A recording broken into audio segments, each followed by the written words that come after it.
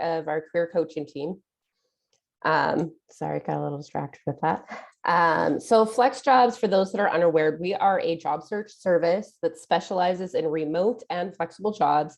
We've been around since 2007, helped over 6 million job seekers since then. We've screened over 57,000 companies. I would bet that that's even more so. I was trying to pull numbers from the last time we put that up.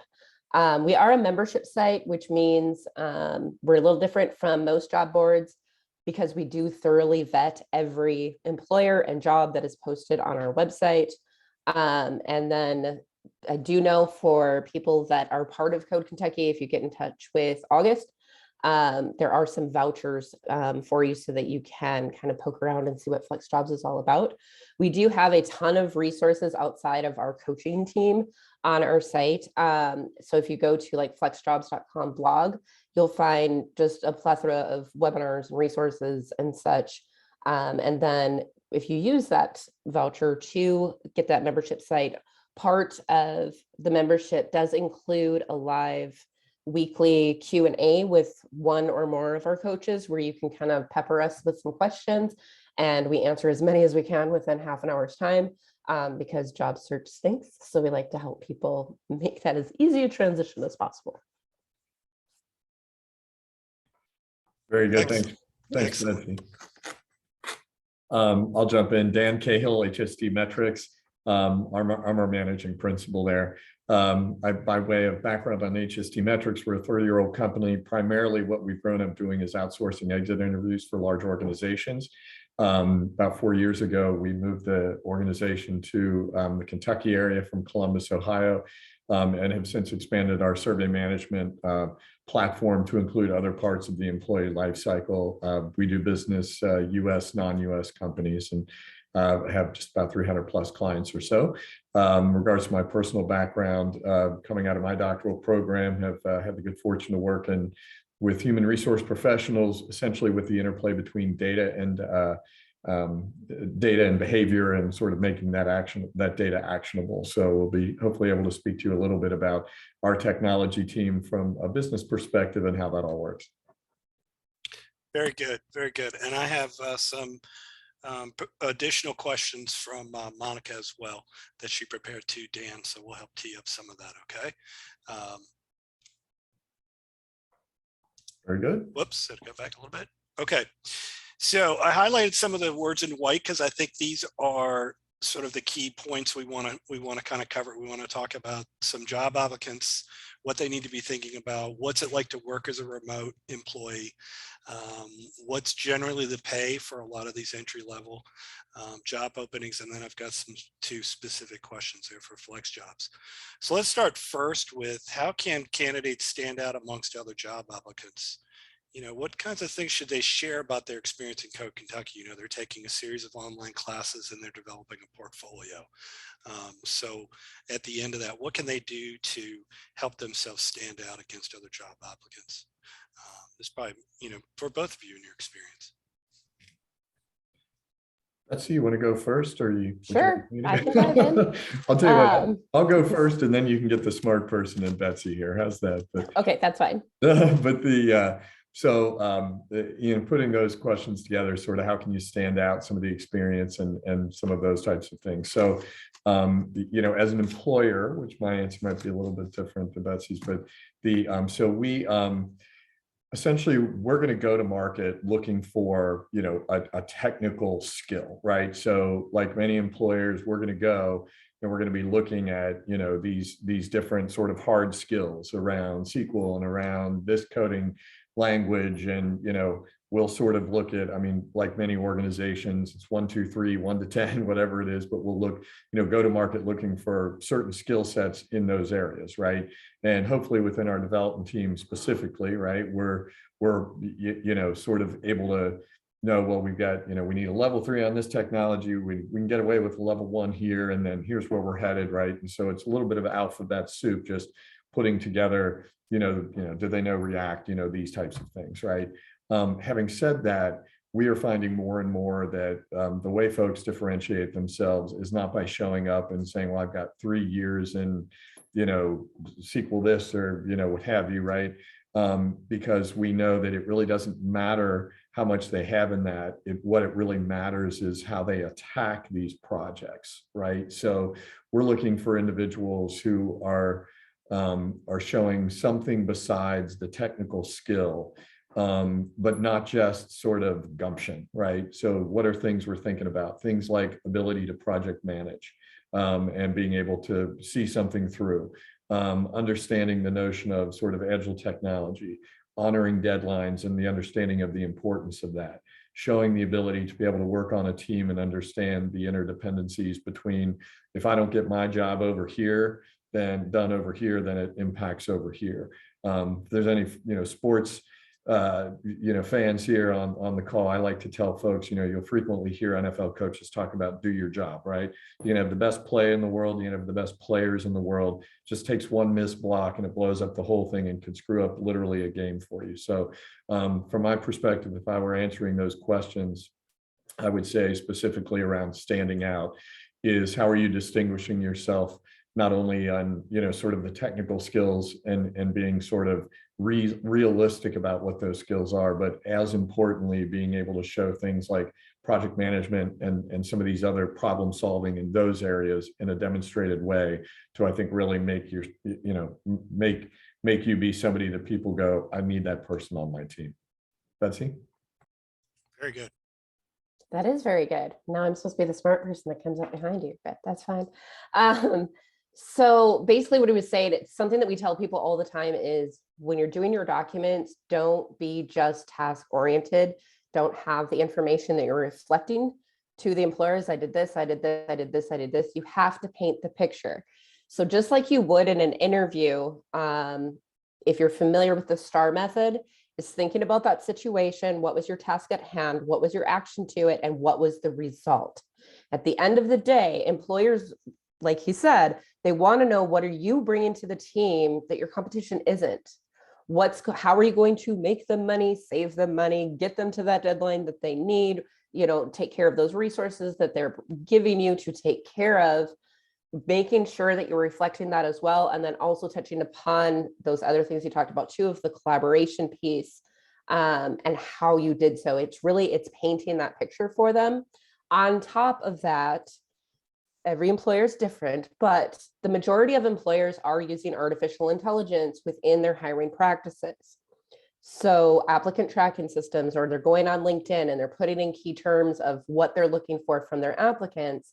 If your materials aren't reflecting what that specific employer wants, you're probably not going to fall within their algorithm. So really making sure that when you're looking at job descriptions and you're applying, that you're looking at how they're wording things, what do they want. There's going to be some similarities, but remember when you're talking to a computer, and I know I'm talking to techie people here, if they're looking for written and verbal communication and you have written and oral communication, that system may not know that oral and verbal are the same. And I know I'm kind of dumbing that down a little bit, but it's just as you're looking at it.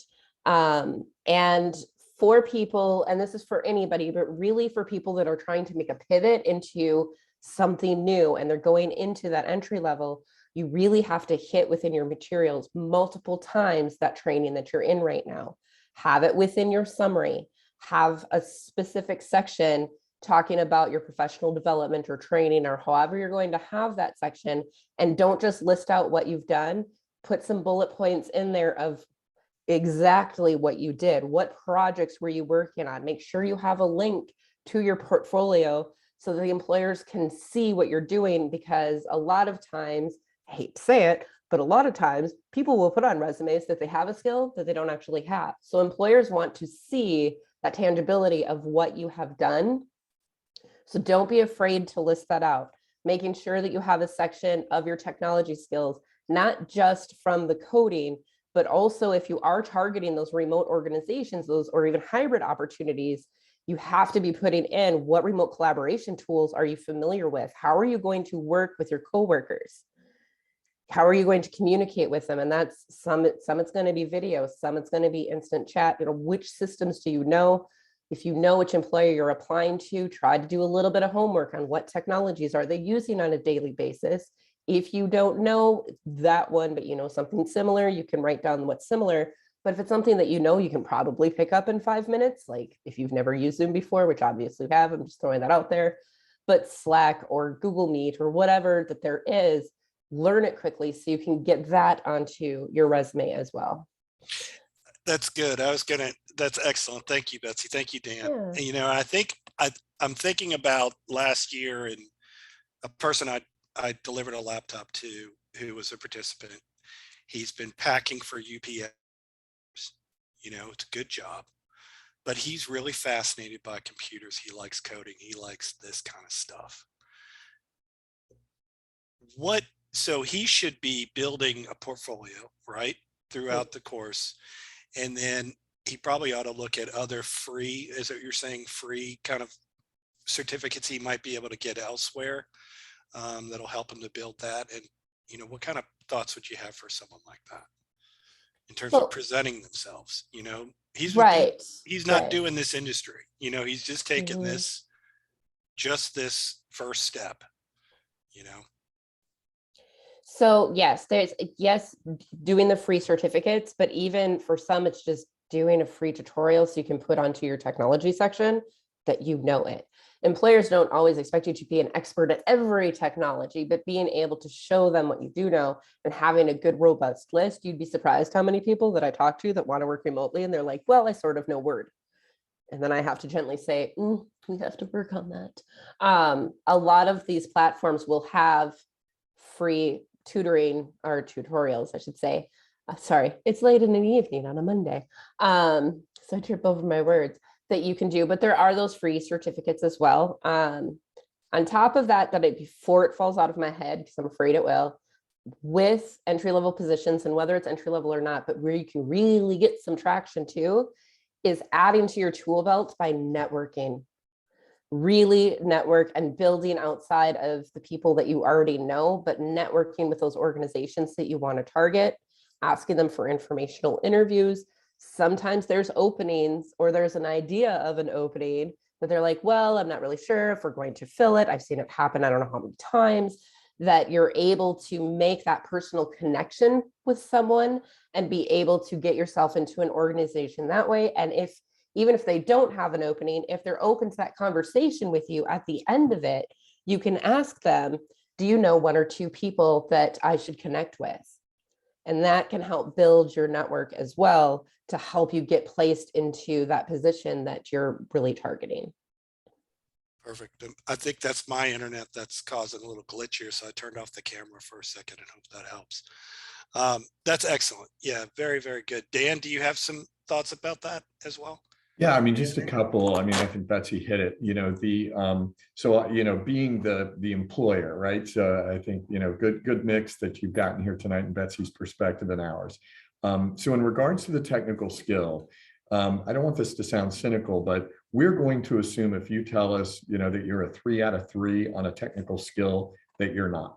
And the reason we do that is because we always love to be surprised, but whatever you've coded, by the book or learned or whatever, it's going to be different at every single role, right? Like, whatever technology you're working on, you may think this React here, but the way the code's set up, the way that it's just always a little different, right?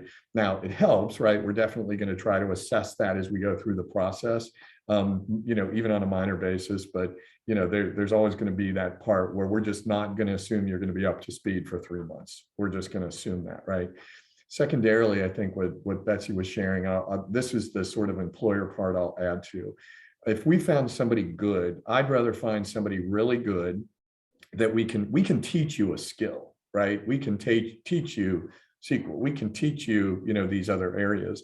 What we can't teach you is to show up, be ready, and be pumped. So Ian, in your example about somebody who, might be working somewhere, picking boxes, those kinds of things, hey, that's fine with me. If we get a referral and this individual, we get something that says, man, this individual shows up, they pick more than anybody else, they do more than anybody else. We'll take that all day and we'll teach you the skill, right? Because we can't teach that. The last thing I'll add on the remote side, which sounds like this is a bit of a point of emphasis, is sort of the expectation setting around remote. So we are a fully remote employer. We always have been. So we were remote before remote was cool. So we're not learning how to do that, but we are learning how to do it now.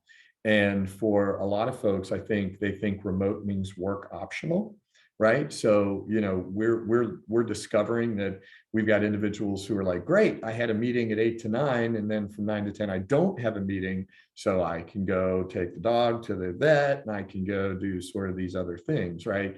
So for us getting individuals with, you know, sort of who are in, who fit the organization and are in, that for us, there are a lot of technical shortcomings that might be a part of a role that we could overcome if we knew that we had that sort of cultural fit and somebody who's going to really dive in and work for us, right? So that's the follow-up. That's good, and I think it's good lead into our next question. You know, I thought everybody had, you know, in the pandemic learned what it was to be working from home, but not everybody. You know, I had a friend, he worked in factory. He, you know, got even more work, you know, more time, more hours during the pandemic. And now he's working remotely. He's identified a remote job. So what are some of those differences for somebody? Let's take let's take the Packer example. You know, he's been packing. Now he's going to work from home. What's that like for him? You know, what's that like for expectations with employers and things like that? And Betsy, I'll let you start and then we'll go back to Dan. Okay. So, well, talking about the Packer, I think he honestly hit that really well. The one thing that I wanted to touch upon with that is that we always tell job seekers, no matter what industry, don't look at that job description like it's mandatory. You have to check every single box. A lot of us want to be able to do that.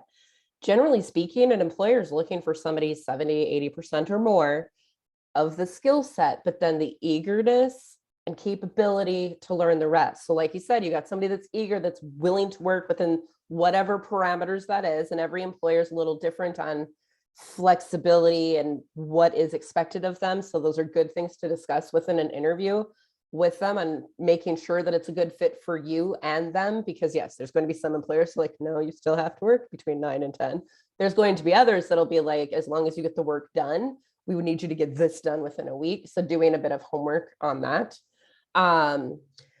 For being a remote employee, yes, some of us are built for it and we love it and we thrive on it. And for others, it can be harder.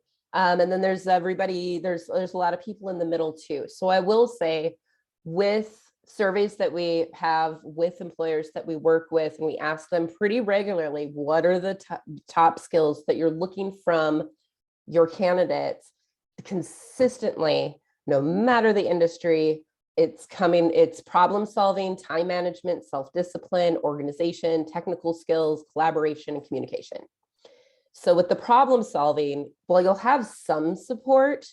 You're most likely not going to have somebody directly there to hold your hand every minute of the day. You can't just pop over to an office and say, hey, help me for this for a second. You might be able to instant chat somebody, but it's a different world working within remote environments. You have to be able to problem solve, and you have to be able to take care of your schedule. You have to have that time management, that self-discipline. You know, it's a huge benefit working remotely that you can a lot of times control your schedule, but then you have to control your schedule and you have to be able to have boundaries with whomever you live with. That happens a lot. I have a lot of conversations with people that are like, hey, and it happened to me, I'll be totally honest, when I moved from hybrid to fully remote, when I started with FlexJobs, of yes, just because I'm home does not mean that I'm just the laundry queen all of the time. And you can't just pop in and think that I'm not working just because I'm here. You have to have that bubble around you that you can do the work that you need. You have to be organized, and whatever system works for you. A lot of organizations, especially if they are fully remote and have been for a good period and have a good system in place, they're going to have some tools for you to use. But sometimes, you know, you add to those tools. Like I have my Google Calendar, but then I have my phone calendar too. And I have, you know, my task worksheet, and I have a document over here so that I can keep track of all of the moving parts of all the different things that I do with the different hats that I wear. So whatever's going to work for you, so you aren't dropping things there. The technical skills I'd already touched upon, not just the coding, but also how are you going to collaborate? How are you going to communicate? talking to the employers of how are they doing that? You know, how often are you going to be in connection with your coworkers, with your subordinates, with those people above you, with different agencies? Like, what does that look like so that you know how you're going to have to structure your day? Make sure that you have current, accurate communication tools to be able to do that work as well. And I think I covered all of them. So I'll pass it off. That was very good. Yeah. I'd add a couple of things, Betsy. So talking about sort of, working as a remote employee, I'll sort of bullet my thoughts in addition to what Betsy had shared. First of all, I think everybody thinks that, somehow remote work is either a privilege or it's awesome, or it's, I think there's this notion that remote employee work is somehow better. It's not always better, right? When is it not always better? Sometimes it's not always better for the individual. Like, as a matter of fact, we collect data on this. And so what I'll tell you is, for individuals coming out of school, especially the COVID generation, the new COVID generation workforce, they're pretty much sick of being at home, right? And find that work has a big social component for what they do. I'll share that. Like R&D. So anybody who's very highly collaborative, Betsy touched on this briefly, but not great always for, remote work and those types of things, right? Working for an employer who doesn't know how to do or honor remote work is not really great to enter as remote work, right? So one of the things you'll want to sort of ask them as you're screening, and those types of things. So I think being very self-aware around, is this really something that, I want to do? Pardon me, we've got a power issue here. But so I think some sort of important to look into as you're progressing forward. In regards to, the other differences within sort of working remote, right? It puts the employer in sort of a difficult situation on two different fronts, right? One being, is the employee working, right? Like, I don't know how many right now of you, like right now, if I said how many of you are multitasking and listening to us right now, it would be less than if Betsy and I were sitting in a room speaking to you, right? Or more, excuse me. So, there's that. The other double bind is, trying to, like, we have some people on our team who just can't turn it off, right? Like, I'm getting emails at 11 p.m. and I'm like, stop, and I'm sending them at 11 p.m. So I'm like, stop,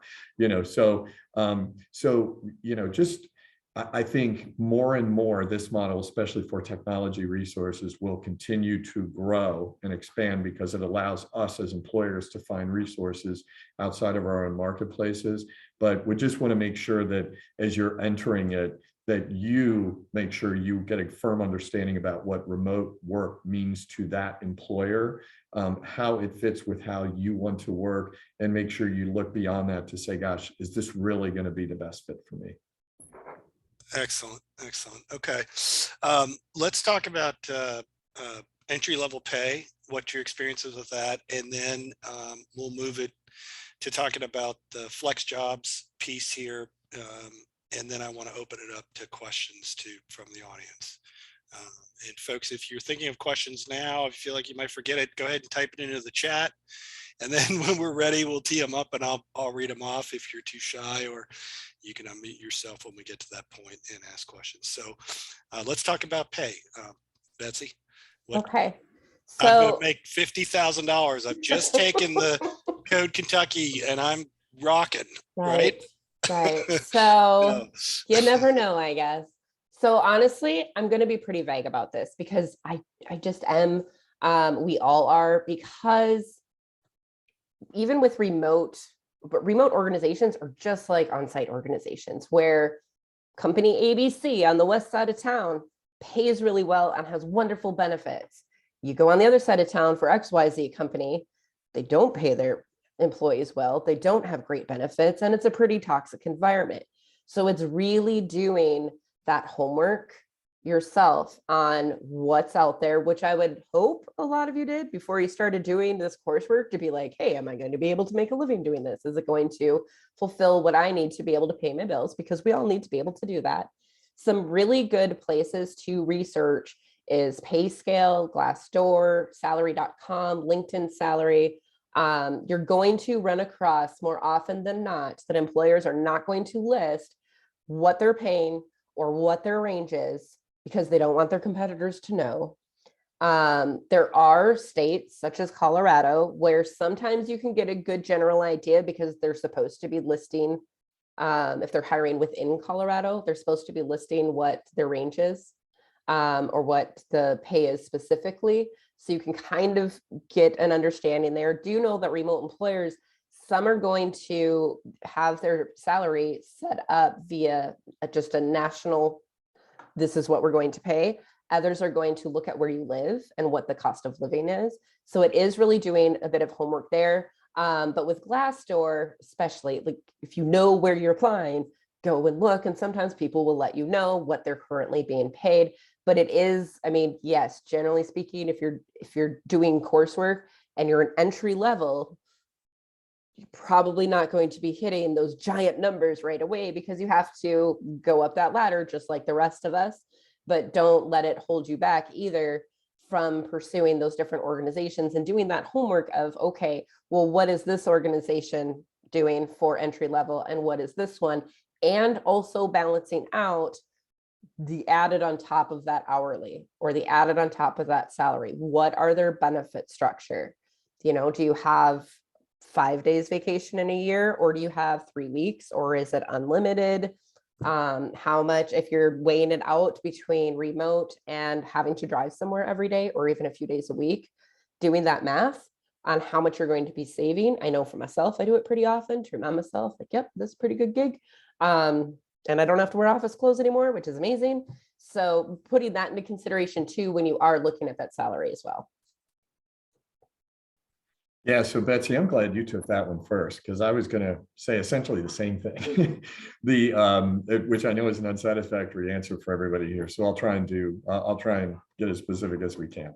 So as it relates to pay, so broad question without sort of knowing the skill set. So in Kentucky, in this market, if I were hiring somebody in Kentucky who was coming out of training with little or no, practical experience, we're in 50 land, right? We're in 50-ish land as some kind of base, and it's for us, we're sort of high bonus, that kind of thing, right? So and I find that generally speaking, that's a reasonable place to start for somebody who we know is not going to be productive, for maybe 3 to even 6 months, right? So we're sort of projecting out that that person will come in that way. Now, it's not that pay that's so exciting, it's the next one, right? So for us, if you said what does HSD pay, my flippant answer would be slightly above what somebody's worth, right? Because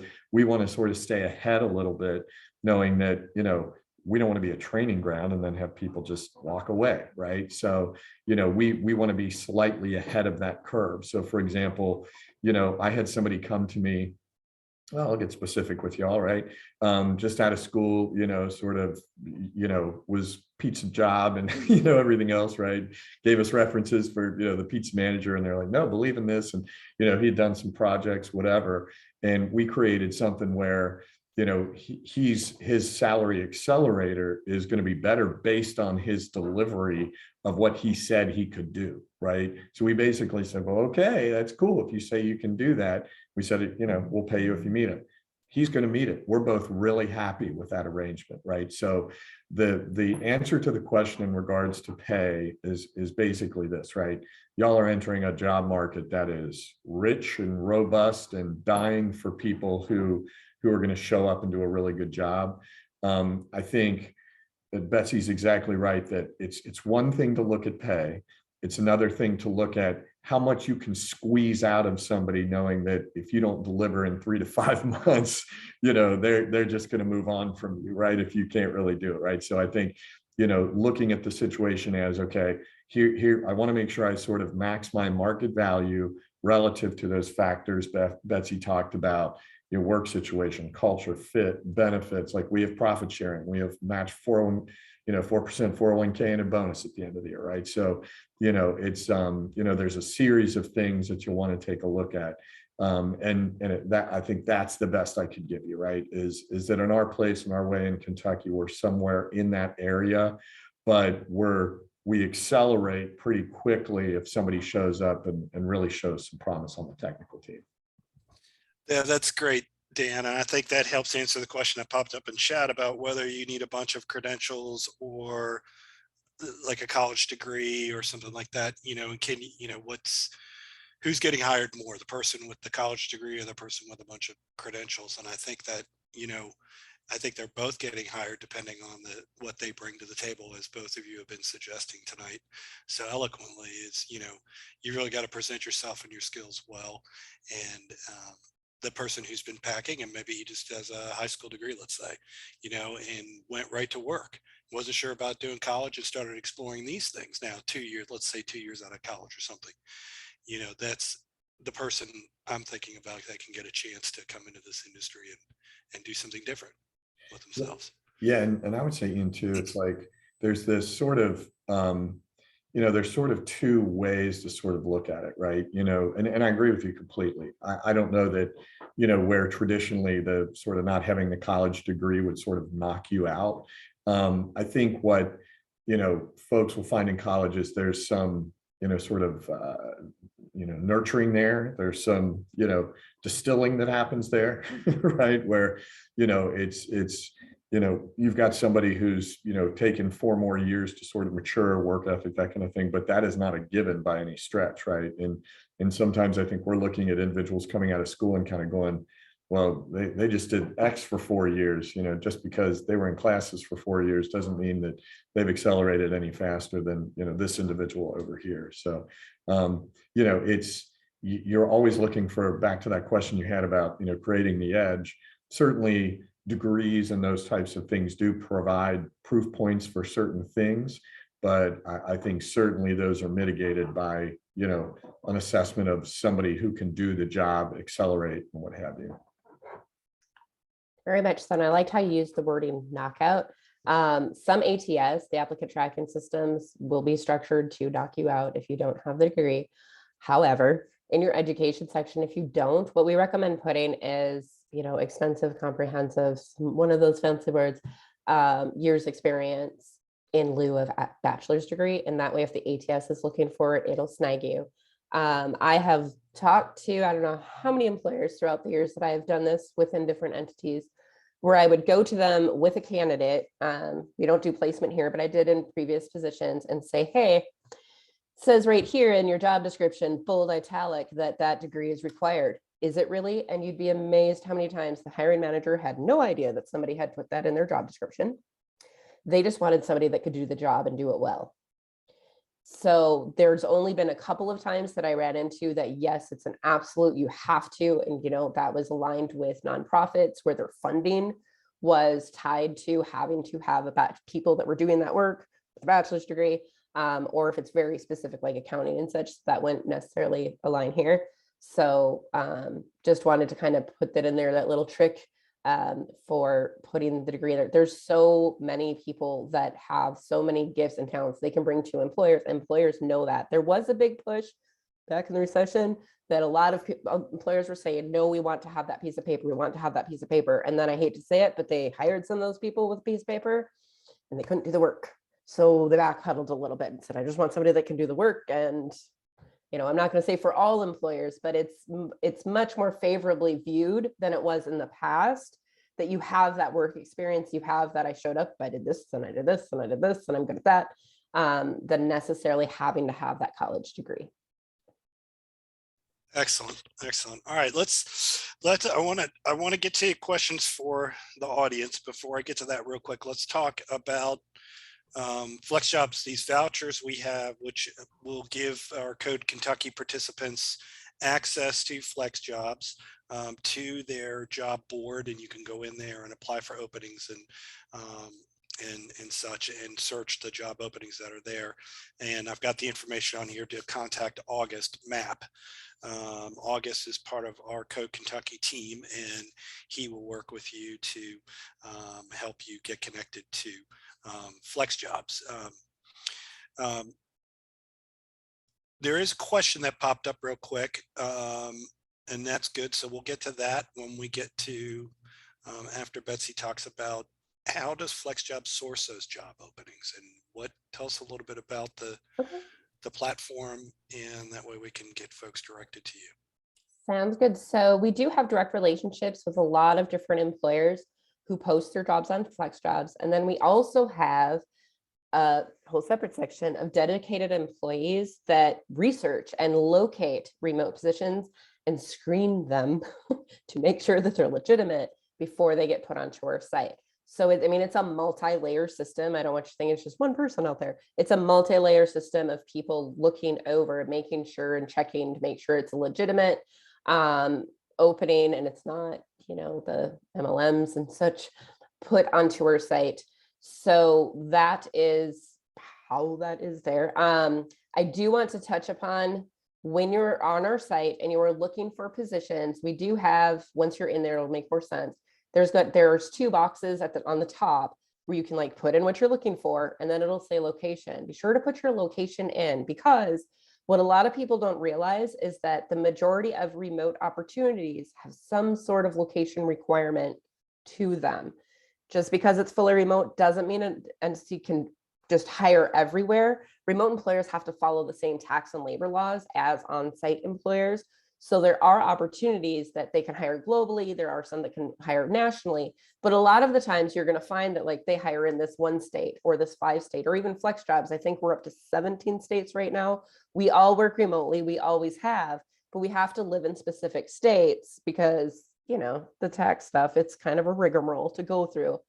To the right of that banner, there is the advanced search that you can use. I'm a huge proponent of use the advanced search because it helps you wiggle down not only that you want remote, but what kind of schedule you want. Some people like a traditional schedule. Some people like the alternative schedule.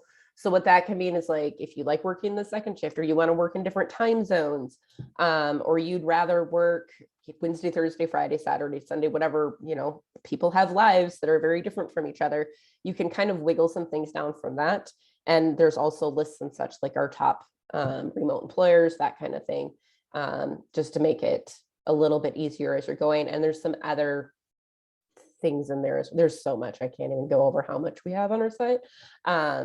There's just a lot of information, good information outside of just applying to jobs to help you apply well. Good. Okay, excellent. Well, thank you. Appreciate that. Mm-hmm. Dan, you're hiring too, right? No. No.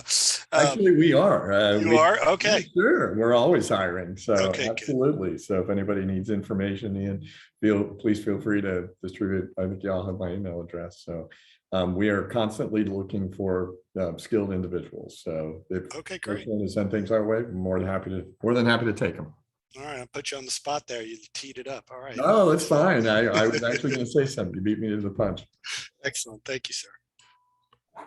So let's move in. We've got if you have a question, we'll transition over to audience questions. And so I'll start first from the chat, and then I'll go ahead and open it up. What other experiences, qualities, and skills, not necessarily tech oriented, can help someone get in the door and or help them stand out? And I think you've touched on a few of these, but maybe you can get something else you thought of. I did, but I'm going to touch on it again. When you're looking at that job description for that specific position, what are they highlighting? How are they wording it? Are they saying that they want someone driven? Are they saying they want somebody that is self-motivated? How are they wording that? Make sure, you don't want it to look like it's completely copy and paste, but you want to market yourself so that they envision you at their organization with those skill sets that they're specifically looking for. So within the summary and the skills section of your resume, you want to be wording things the way they kind of had it. Have they worded it? They want a go-getter. okay, then write in that you're a go-getter. It's really going to be dependent upon which position you're looking for. Now, for like LinkedIn and such and other profiles that I'm sure are out there that are falling out of my head, like Dice and such, for more of the tech world, pull together 5 to 10 different job descriptions for similar positions that you're targeting and see which key terms, which things keep coming up that you're seeing a lot. And those are the words that you want to get into those profiles so that when the employers are putting in those terms, you'll pull up in their algorithms. On top of that, with LinkedIn, make sure that you're going in every single day and not just going in. Click on something, like something, tell someone happy birthday, do something so that the algorithms, so that you're caught in there, because recruiters will go in and they'll say, I want somebody that's been active in the last 24 hours. I want somebody in the last 3 days, somebody in the last week. And if you're just going and just kind of looking around and researching, but not clicking anything, their system isn't going to pick that up. So make sure that you're being active when you're in there as well. Dan? Yeah, I'll mention, Betsy, I think you indicated some really good practical, like, stuff there, right? Like, I think from a coding perspective, right? Like if you're looking at, what are people looking at, even with all the code words, Betsy, you kind of mentioned, right? Because sometimes us as employers, I think, unless you've got a professional on the other end who really knows what they want, it's sometimes we don't always know, right? But I will tell you what we will always take. We always want problem solvers, right? So if you look at sort of out in the marketplace when we're looking for people, first thing to tell everybody on this call is we're dying for you to be the next right person, right? Like we really want that. Like we're not really out there trying to knock people off the list. We're dying to have you be the next person so we don't have to do this anymore, right? Because it's really hard and really painful and it really stinks training people up. So we want you to be the right person. But those core issues of grit and problem solving and taking the bull by the horns, especially in a remote situation where it's very easy to have things land in a virtual, morass that nobody wants to do anything, or it's easy to sort of walk away.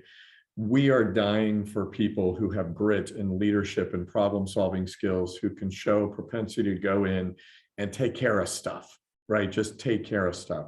Because again, we can teach you a skill in things, but we can't teach you that.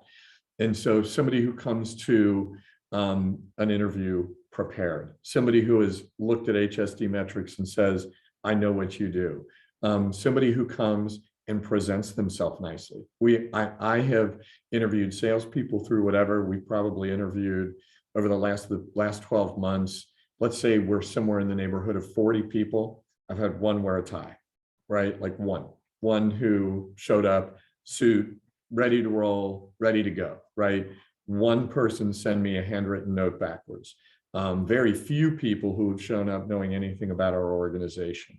So the bar out there right now, to be honest with you, is pretty low.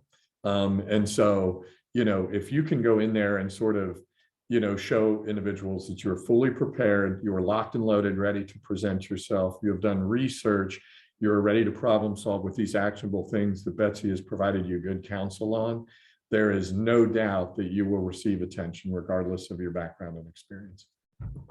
Excellent. Another question come in. This one's kind of specific. I don't know if it's specific enough, but suggestions on how to find where you fit within the industry. I have a technology background, but I'm just not sure I'm where my skills are being best utilized. Also, I don't know what I would enjoy the most. And I don't want to job hop or leave my current position of 15 years without some level of comfort in the move. Thoughts on that? Betsy, you've been good about. I can pop in there about that. So that is something when I'm going to guess, and I could be wrong, but everything is new to you and you're a career changer, and we all kind of freak out when we do that. So I love that you're already starting to think of, okay, I don't want to just look at what I'm good at, but I want to try and figure out what do I actually enjoy doing, because that is important for any job that you have. My goal is always, I'm not going to oversay it and say, I want you to enjoy 100% of your job, because I don't know. I've never had a job I like 100% of it, but if I'm at 80, I'm rolling and everything's fine. So it's really going through that internalness of what do I enjoy doing? And if you're able to bring it down to a few that kind of interest you, find people that are doing that position within different organizations and try to connect with them via LinkedIn, email, whatever. Try to connect with them and ask them for a 20 to 30-minute Zoom coffee chat that you can pepper them with some questions. Let them know that you're finishing up this coursework and you're trying to figure out what your next move is. You'd be surprised how many people love talking about themselves. Now, I'm not going to say everybody's going to get back to you, but a lot of times they will. The reason I say connect with a couple, few in different organizations is that some of the answers that you'll get are going to be different depending on where they work. But asking them questions, what does the typical day look like? What's great about this position? What's more challenging about it? What surprised you once you got there? And then, of course, some more technical questions as well that are completely geared towards whichever that avenue is. And that can help you start to figure out this is what I want to target. This is I'm not as interested in anymore. It is more work. I totally understand that, but it can be super valuable and something that I'd wished I'd done earlier in my career because guess what? I'm not a social worker, but that's what I went to school for. That can really help. And like I said, it's pretty paramount of try to get at least two people within the same type of position at different organizations so you can have more of that rounded outlook. It can bring you more information, I feel, than just researching online, because a lot of times that's either way too specific or way too generalized. So on our site, if you go to our career advice, type in informational interview and it'll actually give you a sample of questions to just help you get that conversation going. If people won't get back to you to have a conversation, sometimes you can do it via email too of, hi, I'd like to ask you these 3 questions. They respond, see if you can ask them some more questions, just to help you feel a little bit more secure in what you're going into next. And also talk to the people that, or message the people probably, that are in the same courses as you and see what they're targeting, what interests them, why it interests them, so that you can kind of not look around and see what may just not be in your wheelhouse yet. I'll Awesome. stop talking because I can talk forever. That was great. That was very good. Excellent. Let's see if we can get anyone to ask a question. Go ahead and unmute yourself. If you want to ask a question, you can turn on your camera. I don't have that blocked. I was shutting off some cameras just so it would stay focused as we're recording on the speakers.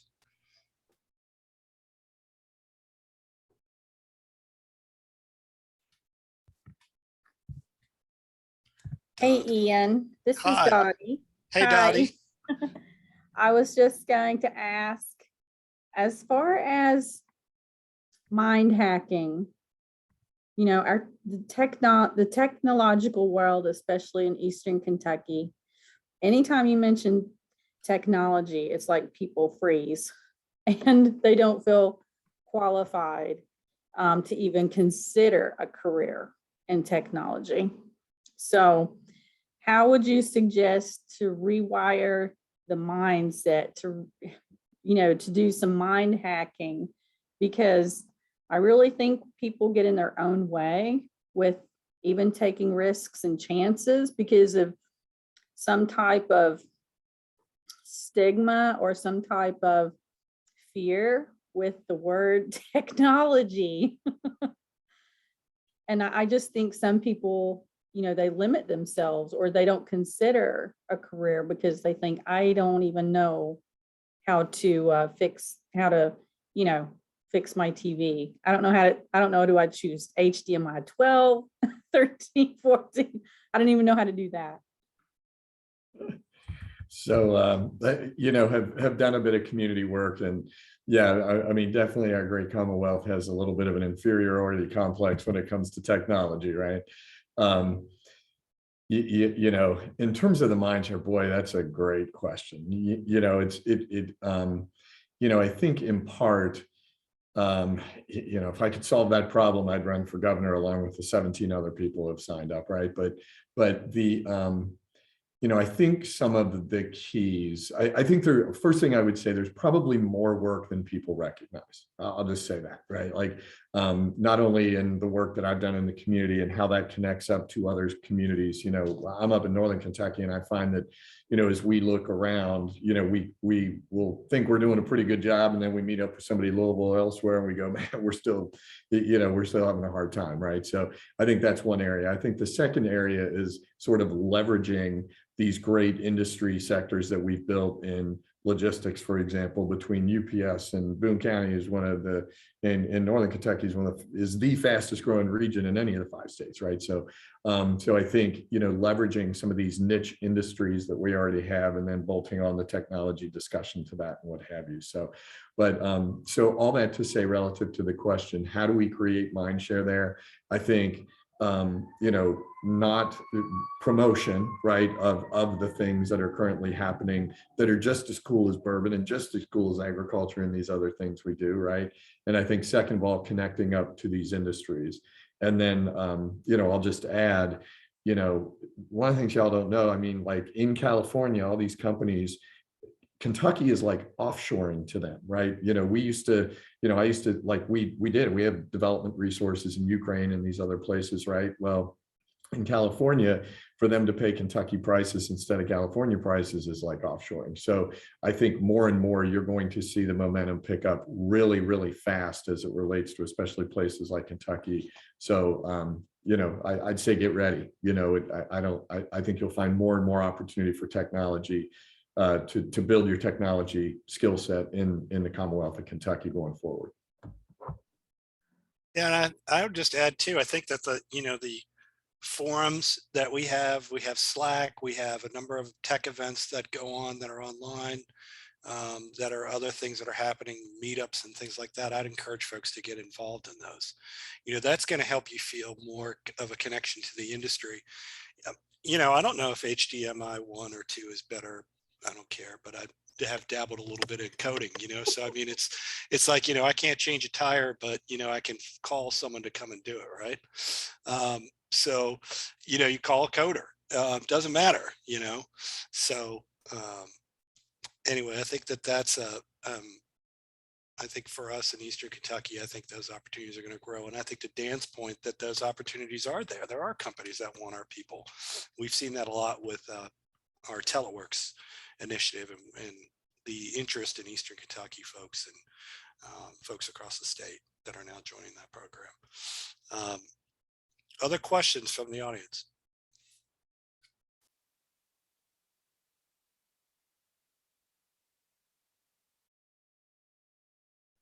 I just found it interesting when building a resume for the tech for an employer geared towards tech is so different.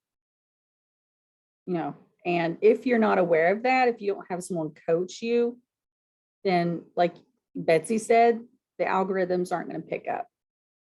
So I think that's pretty interesting because lots of people think, okay, I can just build a resume and it should work across the board. So I thought that was pretty interesting too. That's not just tech, that's like everybody. I know it drives me crazy that Microsoft Word has all these templates. I'm like, that's great. Nobody can read them. Maybe a few of the ATS can, but it's just messing people up. Yeah, absolutely. Okay, I've got one for you, Dan, from Monica. And Betsy, I'll ask you to chime in after this, after Dan. Some of our participants have advanced skills, but are in low code positions that have been a good stepping stone. Is it better to see advancement with a current employer or to change companies entirely in order to move into a more direct coding role? Wow. Typically speaking, for employers, unless you are using some kind of legacy platform or code,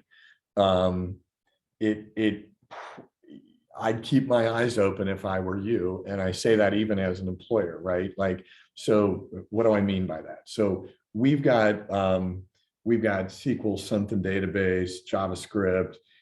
We've got, oh my gosh, I can't remember some of the technologies, but there's like 4 or 5, right? 3 of those we're trying to sunset and move to React, right? So for some people, they want to sort of travel on the technology path and just be good at what they are, right? It's kind of like French or Spanish or whatever, right? Like I know that code, I feel good about that code, I like working in that code, and it's great. And so some organizations, especially larger organizations, will sort of keep that legacy code. And frankly, by moving into it, you could make an entire career out of, you know, sort of being, you know, minding that code, minding that, you know, those systems and what have you, and have a perfectly awesome career, right?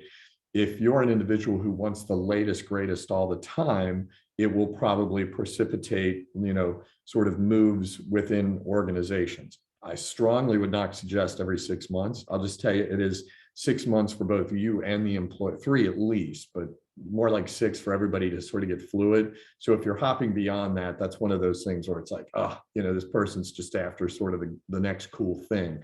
And that, even in the best of circumstances from hiring, sort of gets you a little reticent, you know, to hire somebody. But so to sort of summarize that a little bit, I would say, you know, if you're an individual who sort of likes the steadiness and the consistency, and you can find even a larger organization that's working on a sort of very standard platform that you know is going to sort of grow and grow, even though the risk could be at any point they could eliminate that technology in you, but that happens, but you feel confident in sort of that path. That's a perfectly reasonable thing to be able to do, right? But just by attrition and people leaving, you now become valuable. You grow up in that technology in that place, and off you go. The flip side of that is, if you're looking for really somebody who's really sort of chasing that new code and project, you know, sort of project, then it's probable you'll see a little bit more of a diverse type of a path. I would just be cautious about making that too diverse, right? But both of those would be perfectly acceptable ways to have an outstanding career, in my opinion. So I laughed. I muted it myself, but I laughed when you said 6 months, because that's what was running through my head. Don't do this every 6 months. Right. But it was very well explained. And there are, you know, there was a time that if you left a job after 2 years, you were considered a job hopper. That's not true anymore. I really like the explanation with the tech side of it, because I'm more of the generalist of what's going to be the best for you. But the majority of employers anymore aren't, you know, unless it's like an accountant where a lot of things don't change. Something every couple of years isn't going to surprise them. Even career changes, it's not surprising them anymore, because at a lot of times for candidates, it's going to show, hey, there's somebody that likes to continually learn. And that's a big skill set to have in a lot of different industries. But within the tech industries, they want to have somebody that isn't necessarily going to get stuck in their ways, that you're open to learning. You want to continually grow within yourself and within what you're doing with your job. So yes, don't just job hop to job hop. But don't worry if it's been a couple of years, because most employers, they're not going to balk at that. They might ask you about it. And even if it was a negative experience, spin it to be positive, that you learned a lot of things. But sometimes we have to go because we're no longer learning where we are. Awesome. Wonderful. Excellent. All right. Y'all, we're at the buzzer. We're at 8 o'clock. So appreciate both Betsy and Dan. Their websites have been on the slides, flexjobs.com and HSD Metrics. So I encourage you to take a look at that. And we'll also follow up with a link to the recording as well as their contact information if you want to ask additional questions as well. So Betsy and Dan, thank you so much for making the time to be with us tonight. I really appreciate it. Thank you. Absolutely. Yeah, best of luck to everybody. If we can help further, let us know. And Betsy, thank you. Great meeting you. Yeah, you as well.